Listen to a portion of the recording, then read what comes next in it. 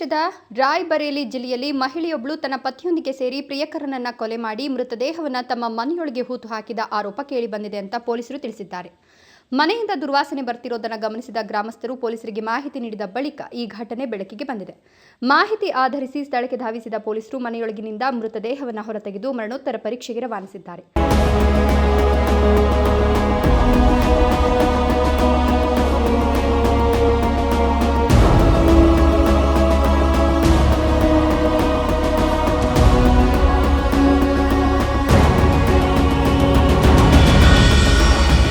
ಪೊಲೀಸರ ಪ್ರಕಾರ ಆರೋಪಿ ಮಹಿಳೆಯನ್ನ ರೀತಾ ಅಂತ ಗುರುತಿಸಲಾಗಿದ್ದು ಆಕೆಯನ್ನ ವಶಕ್ಕೆ ಪಡೆಯಲಾಗಿದೆ.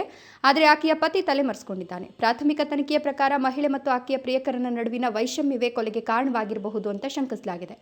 ಈ ಘಟನೆ ದಲ್ಮೌ ಪೊಲೀಸ್ ಠಾಣಾ ವ್ಯಾಪ್ತಿಯ ಮುಸ್ತಫಾಬಾದ್ ಬೆಲ್ಹಾನಿ ಗ್ರಾಮದ ಪ್ಯೂರ್ ರಾಜೌ ಎಂಬ ಹಳ್ಳಿಯಲ್ಲಿ ನಡೆದಿದೆ. ತಲೆಮರೆಸಿಕೊಂಡಿರುವ ಆರೋಪಿಗಾಗಿ ಪೊಲೀಸರು ಶೋಧ ಕಾರ್ಯ ನಡೆಸ್ತಾ ಇದ್ದು ಪ್ರಕರಣದ ಕುರಿತು ಹೆಚ್ಚಿನ ತನಿಖೆ ಮುಂದುವರೆದಿದೆ.